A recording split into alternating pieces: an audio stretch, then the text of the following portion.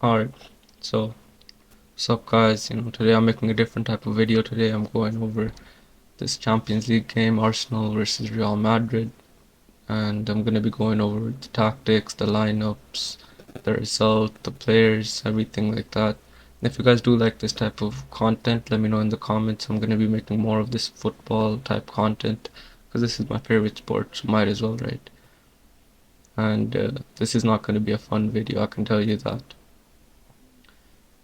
So I'm just gonna get straight into it. I don't even wanna waste too much time in the beginning. As you guys can see, the result here was 3-0. Rice, he scored 2 free kick goals. Third goal scored by Moreno. Camavinga got a red card at the end for no reason, just out of frustration. This was the lineup. So Real Madrid started with Courtois, Valverde, Asensio, Rudiger, Alaba at left back. Midfield was Camavinga, Bellingham, Modric, and Vinicius, Mbappe, Rodrigo. They were the front three. Arsenal, Raya, Timber, he just came back recently, Saliba, Kivior. So they were without Gabriel as well. They had Luis Kelly playing. Then they had Rice, Partey, and Odegaard in the midfield. Martinelli, Saka, who just came back, in Marino. Now, if you look at these lineups, you're going to be like, oh, Real Madrid should easily win this game. Look at the players they have: Mbappe, Vinicius, Rodrigo, Camavinga, Rudiger, Valverde, Courtois. It's an easy win for Real Madrid. But there's one problem. See this guy? He has been letting us down this whole season. He has not coached a well game this whole season. The only time we win is if one of these players steps up. Individually, they win us the game. It has not been a single game this season where we won because of this guy, Carlo Ancelotti. See, this guy, he's been coaching for almost 3 decades now. 3 decades, 30 years. He's been coaching for longer than I've been living. But I can't tell you one game in all of his stints, not just this season with Real Madrid. You can go back to 2013-14, where his tactics won us the game. Last season it was Vinicius and Bellingham. Before that it was Benzema. It's not been because of him. He's good at man managing, he's good at controlling egos, but he cannot manage a team that needs tactics. He got out tactic today by Mikel Arteta. He was absolutely cooked, outmanaged. This guy run laps around him as a manager, and he's younger. He's not been managing for 30 years, so I'm not sure what it is. Maybe he needs more cigarettes, more cigars. Maybe he just needs to retire.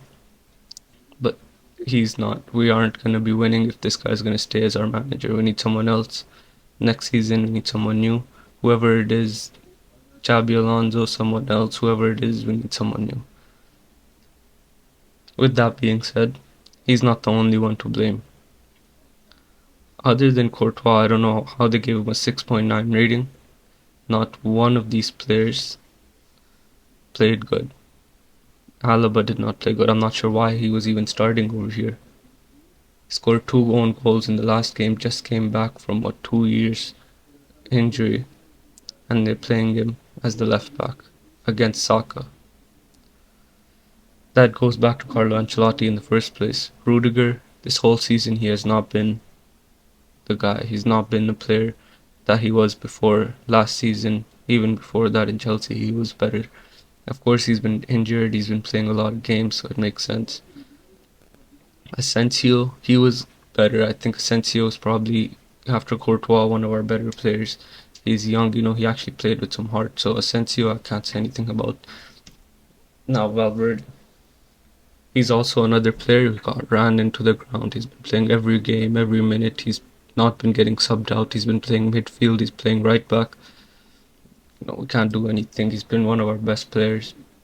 But this game, he really did not do much. He was getting pinned back. He didn't know how to defend Martinelli. He couldn't affect the game going forward because he was too defensive playing against Martinelli. Rice would go over there, attack with them as well, so he was always booked. But I don't want to say too much about him. He's been our most important player this whole season. Can't say anything about that. Camavinga. In the beginning of the game, he was our best player. The tackles he was putting in, he was good. He was very good. He was defending good. He was even on offense. He was pretty good. He was controlling the pace of the game for Real Madrid. But after that, after Arsenal started attacking, we got the first goal. Just like the other players, he didn't do much. He should be rated higher than Modric though, because Modric in the first maybe 10, 15, 30 minutes he was okay, but especially in the second half, like you could tell this was too much for him, way too much for him. He couldn't run, and he's 40 years old. What do you expect? I don't know why he's starting. Maybe bring him on at the end of the game. 71st minute, you should have brought him on. But whatever, Now, Rodrigo. Was he even playing? I couldn't tell you. Apparently he was playing, but I did not notice him. I didn't notice one thing that he did. Same with Vinicius. Vinicius, I did notice him playing bad. Vinicius, I noticed him making wrong decisions every time he got the ball. And it's not just been today.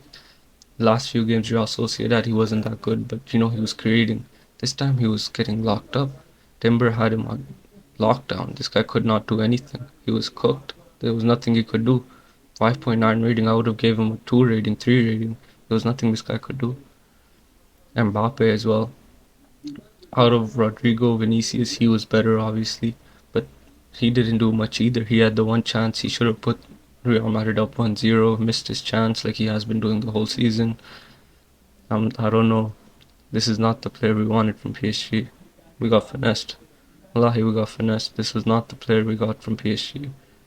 We were expecting a good player, someone that he's gonna be running in behind defenses, opening his body like this and shooting near post. I don't know. Maybe the team is too much for him. This guy can't handle it. He needs to play in a smaller team. And lastly, Bellingham. I didn't forget about Bellingham. See, Bellingham, he's been one of our best players this whole season. And he plays centrally, of course. He runs in, he plays as an attacker.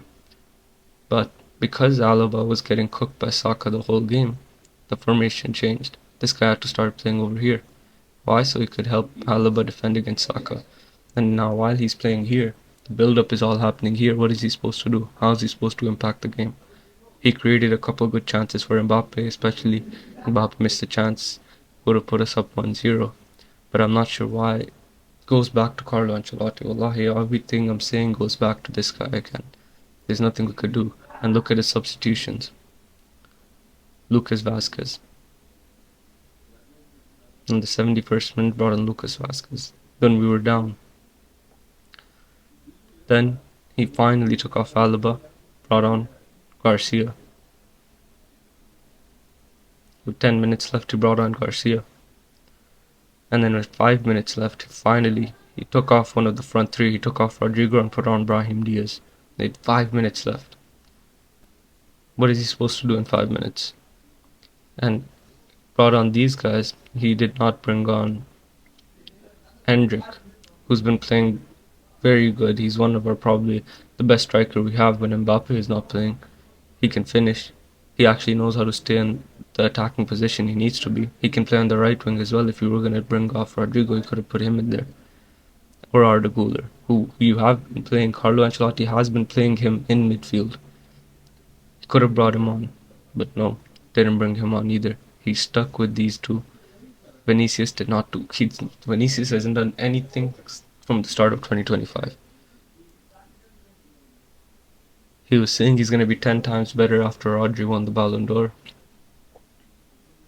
10 times better. This is 10 times better. 5.9. Should have been a 2. But whatever. Declan Rice, he scored a couple good free kicks. The first one was already crazy free kick. I couldn't believe he scored that. And then the second one, oh man, the second one was one of the best free kicks I've seen. That was the most top corner a top corner goal can be. It's been a while since I've seen a free kick like that. It was kind of like the Messi free kick against Liverpool. Top corner. There's no goalkeeper in the world that could save it. There could be 2 goalkeepers in the goal and they still wouldn't save it. And then, of course, the third goal, Marino finished it, and that was a good finish. You see all of these Vinicius, Mbappe, Rodrigo, three of the best attackers in the world, and Marino finished with more goals than them. It's just shameful. Like now, second leg we're playing in the Bernabeu, but how are we supposed to beat Arsenal 3-0? How are we supposed to beat Arsenal 3-0? Arsenal haven't lost 3-0 for their fixtures. Arsenal haven't conceded 3 goals. Arsenal don't concede 3 goals. They scored 5 goals, 2 goals, 1 goal here. They don't concede 3 goals. They don't lose by 3 goals. This season, I don't think they've lost by 3 goals. They haven't conceded 3 goals, I don't think. So I don't know what they're supposed to do in the Bernabeu. Maybe to save Carlo Ancelotti's job, they're gonna come out, maybe score 1 goal, 2 goal. But I don't see them beating Arsenal 3-0. No chance. No chance to win 3-0. The next game we're gonna have Chouameni is gonna be back. But now Camavinga is gone. Because of that stupid red card he wanted to get. I don't know. I don't know. Anyways, that was the review for now. Let me know if you guys like this type of content. If you do, I'll be making more of these. Obviously, Real Madrid is my favorite team. Season is probably done for them. But let's see if we can make it for other teams, right?